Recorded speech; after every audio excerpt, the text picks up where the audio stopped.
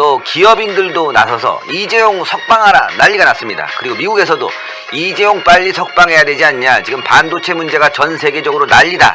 반도체 위기 곳곳에서 목소리가 터져 나오고 있습니다. 이 정권 말이죠. 대한민국 망치고 진짜 없애버려야 됩니다. 예. 지금 기업뿐만이 아니라 정치, 사회, 문화, 경제 모든 곳에서 빵꾸가 났습니다. 이재용부터 그다음 박근혜 대통령까지 모두 사면하고 석방되어야 될 것 같습니다. 자, 오늘 소식 이제 하나하나 전달해 드리도록 하겠습니다. 오전 뉴스를 했어야 되는데 제가 소송이 좀 있습니다. 제가 고발한 사건도 있고 또 소송해야 될 사건도 있어서 저희 고문 변호사와 특별히 회의를 했는데 어쨌건 여러분들 신의 한 수와 관련해서는 걱정하지 않으셔도 됩니다. 잘 소송이라든가 여러 가지 부분을 잘 지금 저희가 정리하고 있으니까요. 열심히 해서 여러분들 걱정 안 끼쳐드리고 좋은 방송으로 계속 거듭나겠습니다. 자, 들어오신 분들 추천 버튼 빡. 예, 구독 안 하신 분들 있네. 지금 보니까 저 밑에 3번째 5번째, 7번째 구독 안 하셨어요. 네, 구독해 주셔야 됩니다. 구독은 한 번만 눌러주시면 됩니다. 빨간 구독 버튼 옆에 종 모양까지 알람 버튼까지 눌러주시면 완벽합니다. 자, 구독은 돈이 돌아가지 않습니다. 네, 돈이 들어가는 게 아니니까 구독 부탁드리겠습니다. 자, 먼저 소식 전하겠습니다. 이재용 부회장 소식입니다. 야, 이거 진짜 이재용 부회장 사면이 돼야 되는데 자, 반도체 위기 곳곳에서 지금 목소리가 터져 나오고 있습니다. 예. 이재용 삼성전자 부회장의 사면에 대한 목소리가 곳곳에서 나오고 있다. 예. 반도체 위기감이 확산하면서 업계 수장으로서의 역할에 힘을 실어줘야 한다는 요구의 목소리라는 거죠. 지금 미국도 그렇고요. 국내에서도 그렇고, 예, 기장군수도 또 한마디 했고 말이죠. 예, 우리 대한민국 경제에 굉장히 중요한 부분을 차지하고 있기 때문에 이재용 부회장의 사면은 매우 중요한 것 같습니다. 자, 16일 업계에 따르면 오규석 부산시 기장군수와 송경식 한국경영자총연합회 회장은 이재용 부회장의 사면을 요구하고 나섰습니다. 오규석 기장군수는 어젠데요. 예, 문재인에게 이 부회장 사면을 요청하는 호소문을 발송했습니다. 오 군수는 호소문을 통해서 패 끼치고 싶지 않다. 이재용 삼성전자 부회장의 말에 솔직히 건강의 걱정보다 화가 먼저 난다. 대한민국 국민들에게 패 끼치고 싶지 않았다면 그가 있어야 할 곳은 구치소가 아니라 경영 일선이어야 했다. 맞습니다. 패 끼치고 싶지 않다. 나 구치소로 간다. 이 얘기는 뭐겠어요. 나 문재인 정권 정말 화난다. 그래서 나 여기 있고 싶지 않다. 나 지금 싸우고 싶다. 이 얘기 아니겠습니까? 이어 무너지고 또 피폐해진 지역 경제를 살리기 위해서는 삼성을 비롯한 국내 대기업들의 공격적인 지방 투자가 절실하고 또 절실하다.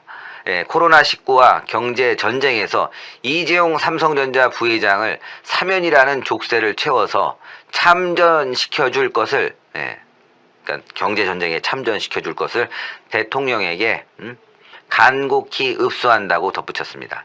자, 지역 경제를 위해서 빨리 사면하라 이 목소리 아니겠어요? 오군수가 문재인에게 이 부회장 사면을 요구한 것은 이번이 2번째라고 합니다. 그는 지난 2월에도 호소문을 통해서 전 세계적인 신종 코로나 바이러스 확산과 글로벌 경제 경쟁을 위해서 이 부회장에게 기회를 줘야 한다고 밝힌 바 있어요. 이게 2번째입니다. 자, 근데 사면을 요구하고 나선 것은 이 부회장뿐만이 아니래요. 예, 자. 오 군수뿐만이 아니에요. 송경식 한국경영자총연합회 회장도 이 부회장의 사면을 정부에 정식적으로 건의하겠다는 입장을 지금 나타냈어요. 야, 문재인 빨리 사면해. 이거 아닙니까? 자, 손 회장은 14일 한국경제신문과의 인터뷰에서 지금은 한국 경제를 위해 이 부회장이 그 어느 때보다 필요한 시기다. 이 부회장이 최대한 빨리 경영에 복귀할 수 있도록 해야 된다. 아울러 세계 각국에서도 반도체 산업을 키우겠다고 나서고 있다. 한국이 언제 반도체 강국의 자리를 뺏길지 모르는 게 현실이라면서 주도권을 놓지 않으려면 이 부회장이 하루라도 빨리 경영을 진두지휘해야 한다. 지금 미국에서도요. 반도체 기업인들 불러다 놓고 어떻게 이 세계 위기, 반도체 위기를 극복하고 경제 위기를 극복해야 될지 논의를 하고 있는데 지금 이재용 부회장이 미국에 가야 되는데 못 가고 있어요. 이 정부가 잡아놨고 또 삼바, 삼성 바이오로직스 때문에도 또 지금 재판이 열리고 있고, 이러다 보니까 기업 활동에는 신경을 못 쓰고 온통 재판에만 신경을 쓰고 있는데, 이러다가 중국에게 선두 자리를 뺏길 수도 있고, 대만에게 뺏길 수도 있고, 또 미국에게 뺏길 수도 있고, 이러면요, 대한민국이 기술 갖고 먹고 사는 나라 아닙니까? 나라 망하는 거죠. 한마디로 문재인은요, 역적입니다, 역적. 예. 이처럼 이 부회장의 사면 요구가 거세지고 있는 배경에는 반도체 위기감이 이게 자리 잡고 있다고 해요. 미국이 중국과 반도체 패권을 잡기 위해서 치열한 경쟁을 펼치고 있는데, 자, 대한민국이 이미 샌드위치 신세가 된 거죠. 그리고 삼성전자가 투자를 해야 되는데, 이 오너가 있어야 투자를 하죠. 오너가 없으니까 만나기도 힘들잖아요. 이런 상황에서 이재용 부회장을 빨리 사면해야 된다는 요구가 거세지고 있는 겁니다. 또 미국 백악관에서 열린 반도체 CEO 서밋에서도 조 바이든 미국 대통령은 국가로서 너무 오랫동안 글로벌 경쟁자들을 앞지르기 위해 필요한 크고 과감한 투자를 하지 않았다면서 참석한 경영진을 압박했어요. 얘 돈 많이 버니까 미국에 좀 투자해, 이건데, 이건 지금 어떻게 보면 삼성과도 맞아떨어지는 거예요. 대한민국 이 정부가 계속 삼성을 압박하고 있으니까 이 기회에 미국으로 삼성 옮기는 게 아닌가, 이런 걱정도 됩니다. 왜냐하면 삼성 문재인 정권이 너무너무 싫어서 옮겨야 되겠지만, 그럼 대한민국이 망가지잖아. 예? 근데 또 다음엔 정권이 바뀔 것 같아. 어쨌건 미국에 투자를 해서 삼성도 살고 우리 국민도 살 수 있는 방안을 이재용 부회장이 지금 만들어내야 될 텐데, 이렇게 되다가 감정적으로 미국으로 그냥 확 옮겨버릴 수도 있는 그런 상황이에요. 자, 이런 중대 결정을 앞두고 있는 상황에서 업계에서는 이 부회장의 빈자리가 더욱 커 보일 수 있다. 손 회장은 삼성전자의 글로벌 기업인들과 교류하면서 과감한 투자를 결단할 수 있는 인물은 이 부회장이라고 콕 집어서 얘기합니다. 회장이 얘기해야죠. 근데 지금 구치소에 있으니 이거 뭐 코로나 때문에 면회도 잘 안 되고 말이죠. 그래서 지금 빨리 사면해라. 세계 일선에서 글로벌 기업답게 활동을 할 수 있게 길을 열어줘야 된다는 목소리가 지금 굉장히 많이 나오고 있는데, 자, 이와 관련해서 재계 안팎에서는 늦어도 광복절까지는 이 부회장의 사면이 이루어져야 한다는 목소리가 나오고 있어요. 근데 제가 이 보도를 하는 이유가 있습니다. 다른 게 아니라, 여러분들, 문재인이 사면을 했어. 야, 내가 봐줬어. 이렇게 가면 안 된다 이거야. 지금 저희가 5, 6, 7, 8, 그러니까 3개월 정도 시간이 남았어요. 이 3개월 동안 이재용 석방 시위가 막 벌어져야 돼. 그래서 결국은 나오더라도 문재인이 사면은 했지만 국민들의 요구에 의해서 사면됐다, 이렇게 명분을 실어줘야 됩니다. 그래서 제가 때때마다 이재용 부회장 보도를 하는 이유가, 정부가 문재인이가 탁 선심 쓰듯이 사면하는 게 아니라 우리 국민적 요구가, 지금 전 세계적 요구가 높다는 걸 보여줘야 돼. 우리가 태극기 들지 않습니까? 또 시위하지 않습니까? 애국 집회하고 있는데 박근혜 대통령 사면 옆에다가 이재용 부회장 사면 요구도 계속 해야 돼요. SNS에다가 또 댓글로, 그리고 오프라인에서 또 사람들 만날 때마다, 자, 이재용 부회장의 사면을 요구해야 된다. 이게 굉장히 중요해요.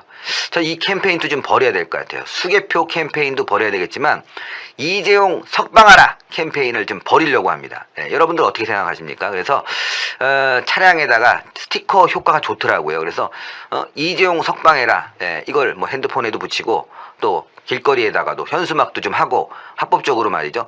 그런 활동을 벌쳐서 8월에는 무조건 이재용 부회장이 사면이 될 수 있게 우리가 정말 힘을 모아야 되겠다. 여기 나오면 그럴 거 아니에요.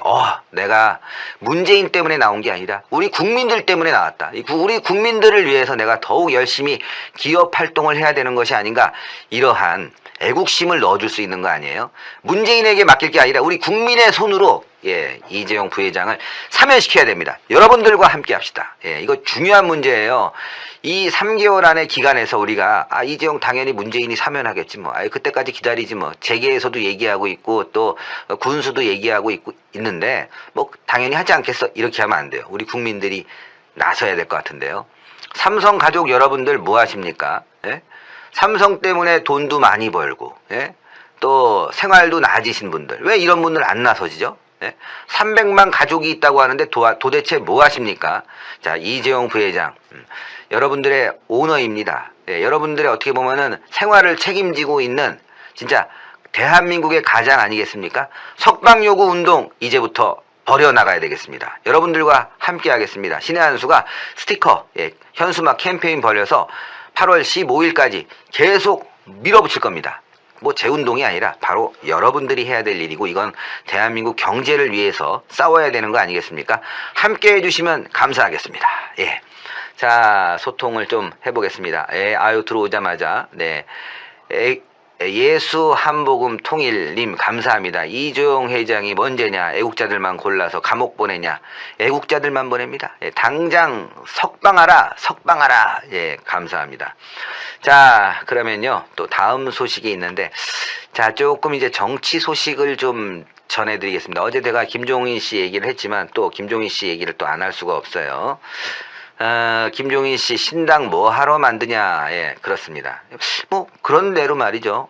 저는 뭐 김종인 씨에 대해서 반만 믿고 반은 안 믿는데, 일단 신당에 대해서는 발을 뺀 것 같습니다. 그리고 윤석열에 대해서도 하도 비판이 많으니까 발을 살짝 빼는 듯한 느낌이 드는데, 참고하시라고 소식 전하겠습니다. 김종인 뭐하러 신당 만드냐, 그리고 윤석열과 관계 억지로 안 맺겠다 이거예요. 김종인 전 비대위원장이 16일 금태섭 전 더불어민주당 의원과 만난 뒤 내가 뭐 하려고 정당을 만드냐 이렇게 말했어요. 자, 김종인 씨는 금태섭 의원과 조찬 회동 후 광화문에서 개인 사무실에서 이제 기자들과 만난 것 같아요. 사람이 정당을 만들려면 특별한 정치적 목적이 있어야 할 거 아닌가. 내가 무슨 목적이 있다고 정당을 만드냐 이렇게 말했어요. 나는 그런 생각이 추호도 없으니까 나한테 그런 질문 하지 말라 이렇게 거듭 강조했다고 합니다. 자, 금 전 의원이 창당을 하면 도와줄 것인지 질문이 이어지자 금태섭 이 당을 만들자 안 만들자 내가 모르겠다 그거는 거기에 대해 코멘트할 이유가 하나도 없다. 그는 내년 야권으로 정권 교체의 대의를 묻는 말에도 내년에 정권 교체가 되고 안 되고 나하고는 관계가 있는 일이 아니다. 내가 거기에 답할 필요가 없다. 이 사람 대한민국 사람 아닌가 보죠? 응? 아니, 정권 교체가 돼야 된다고 그래서 국민의힘에 있었잖아요. 그래 나오더니만 또 말이 바뀌어요. 응? 이거 참 무책임한 겁니다. 적어도 나와서 말이죠. 잉크나 마르고 난 뒤에 이런 얘기 해야지. 잉크도 안 말랐는데, 아니, 정권 교체 되든 말든 뭔 상관이야. 이거예요. 나 불러줘야지. 나 자리 줘야지. 그래야지만이 움직여. 좀 쪼잔한데요. 자, 제3지대에 대해서는 제3지대라는 게 없다. 무슨 제3지대가 있겠나라고 또 말했고, 윤 총장과의 접촉설에 대해서 역시 일축했어요. 내가 윤 전 총장과 관계를 맺으려고 노력하는 사람도 아니다. 나 스스로 그런 짓을 절대로 안 한다. 자, 윤석열이 연락이 오면 조언을 할 것이냐는 질문에 그건 그때 가봐야 아는 거다. 연락도 없는 사람한테 내가 뭐 하라고 이러고 저러고 미리 얘기할 필요가 있나 이렇게 답했어요. 자, 지금 보니까 이거 같아요. 지금 윤석열은 제3지대 정당에 참여 안 하려고 하는 사인을 보낸 것 같고, 그리고 금태섭과 얘기하면서 뭔가 구체적인 안이 나오지 않은 것 같아요. 참여하는 사람들이 많이 없다는 거죠. 제3지대 정당. 어제 제가 한밤의 토크에서 말씀을 드렸지만 이게 쉽지 않은 일이거든요. 뭐 국회의원급 한 명도 참여하지 않고 있으니까 이게 애초부터 잘 안 되고 삐걱삐걱 거리는 것 같습니다. 자, 금태섭, 김종인 이거 갖고 안 된다는 거예요. 뭔가 사람이 안 붙으니까 시작도 하지 말아야지 이거고, 윤석열 측도 지금 김종인 측과 거리두기 하고 있다. 그래서 약간 좀 삐진 것 같은. 그래서 여러분들 윤석열의 행보를 간접적으로 볼 수 있는 거예요. 윤석열은 지금 당장은 활동하지 않을 것이다. 이게 보이는 기사라서 여러분들께 소개를 좀 해드렸습니다. 윤석열은 당장 움직이지 않는다. 조금 더 있어야 될 것 같다. 이런 얘기고요. 자, 이준석이가 당권 출마를 한다는 기사가 떴어요. 당권에 나올 수 있다. 당대표 출마 시사 이런 보도가 떴는데 요거 조금 소개를 하겠습니다. 뭐 큰 건 아니에요. 근데 또 여러분들 또 이번 전당대회 궁금하고 이준석 발언에 대해서 좀 궁금하시게 생각하는 분들이 있어서 요거 좀 소개를 좀 해드리려고 합니다. 이준석 당대표 출마 시사 2030 청년 이끌 수 있다. 이렇게 해갖고 지금 기사가 하나 나왔어요. 이준석이가 당권 도전 의지를 내비쳤다고 합니다. 예, 이준석은 KBS 라디오에 출연해서 당대표를 하겠다고 최근 언론에 말한 바 있다. 농담 반 진담 반이지만 진담성이 들어있다. 자기가 진심이 들어있다 이거죠. 이 전 최고위원은 원래 전통적 지지층이 60대 이상이었는데 4.7 재보궐선거에서 젊은 층 지지가 들어왔다면서 당이 이를 계속 이끌어 나가기 위해서는 내 역할이 있지 않을까 생각한다. 당대표에 도전해 할 수 있는 부분도 있을 것이다. 이렇게 강조했어요. 자, 하나 좀 분석해보죠. 이번에 2030이 특히 20대 남성이에요. 남성이 국민의힘 오세훈 후보를 엄청나게 지지했습니다. 이게 이제 60대 이상의 여성, 아주 강성 보수층의 투표율과 거의 맞먹는 수준의 20대 젊은 남자들의 투표 성향을 보였습니다. 이 사람들에 대해서 어필을 하겠다. 이준석이 얘기한 겁니다. 그건 맞아요. 좋아요. 예, 좋은데 20대 남성들이 생각하는 거는 뭐냐? 바로 불공정이거든요. 불공정에 대한 부분, 그리고 미래에 대한 불확실한 부분, 그 다음에 페미니즘에 대한 부분 아니겠어요? 그거를 이제 자기가 담아서 이끌어 가겠다는 건데, 자, 그러면요.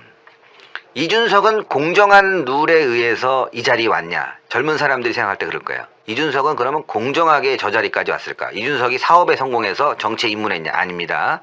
사업에 성공한 게 아니라 사업 거의 실패했어요. 그리고 박근혜 대통령이 영입을 했죠. 한마디로 그냥 소년급제 한 거죠. 그리고 그 이후에 그런 그 스펙을 가지고 지금까지 10년 동안 어떻게 보면 호의호식한 거예요. 성공이라는 그 어떤 이미지가 없어요. 그냥 무난하게 평탄하게 언론과 더불어서 온 거기 때문에 20대가 이준석을 보면서 배울 게 뭐가 있느냐 이거죠.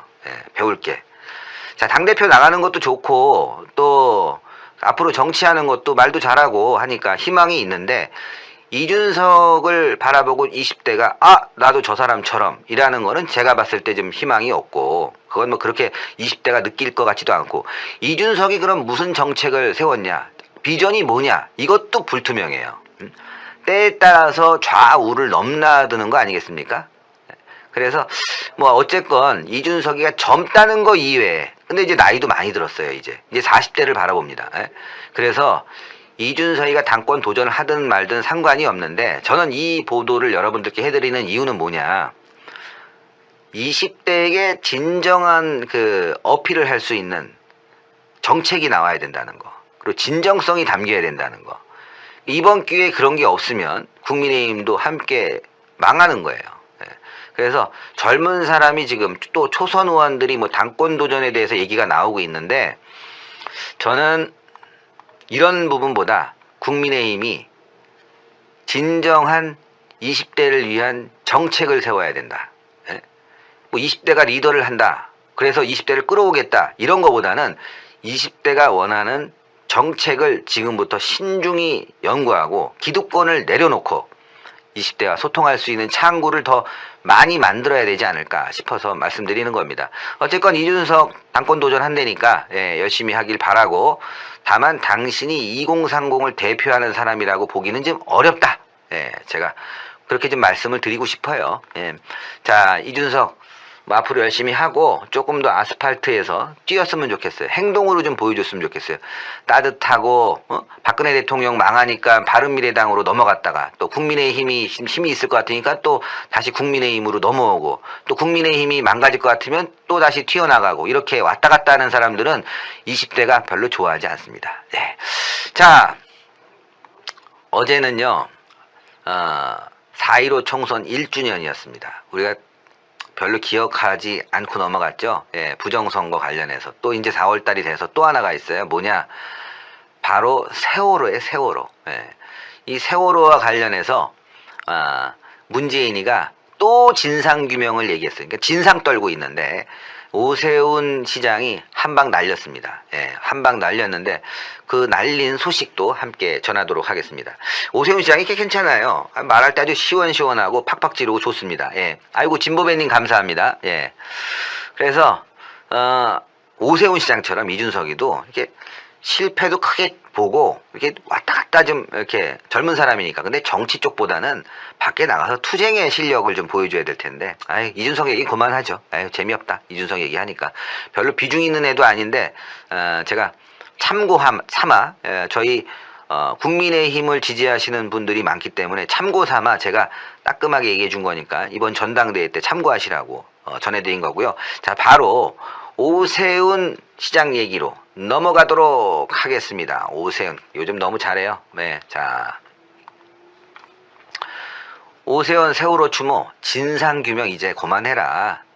이젠 재난 대응 매뉴얼이나 만들어라 이 얘기예요. 간단합니다. 예. 오세훈 서울시장이 세월호 참사 7주기인 16일 희생자 추모를 하며 진상규명을 넘어 재난 대응 매뉴얼을 만들겠다고 밝혔어요. 이제 진상규명 지겹다. 나도 가슴 아프다. 근데 지겹다. 그거보다도 문재인이가 아직도 진상규명에 무게중심을 두고 말씀하신다. 물론 진상규명 그거 굉장히 중요하지만 이제 7년이나 지났다. 근데 우리는 더 중요한 게 진상규명에 멈춰서는 안 된다.